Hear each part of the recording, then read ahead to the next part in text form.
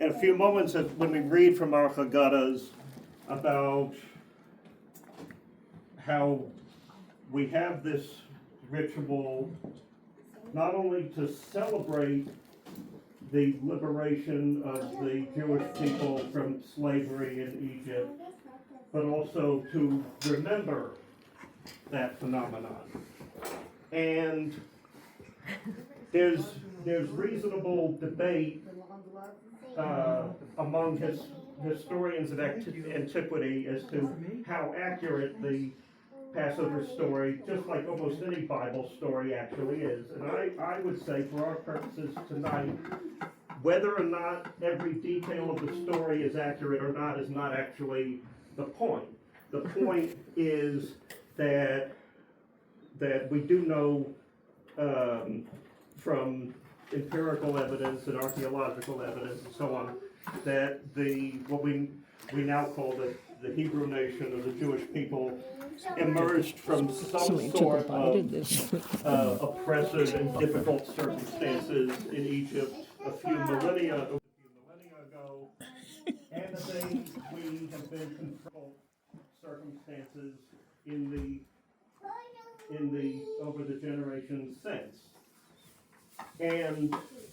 some of the foods we eat, and again this will be self-explained, and some of the passages we read are to remind us of those circumstances, and also you'll see the phrase that if we had been there,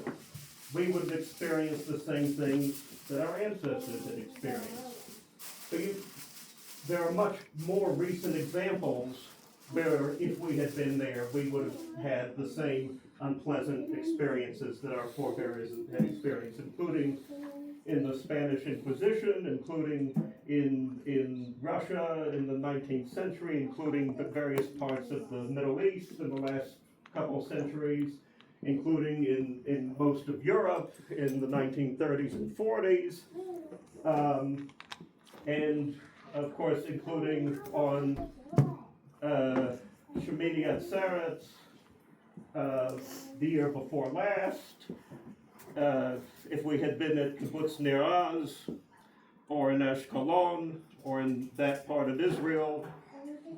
we might have experienced the same thing people experienced on that day,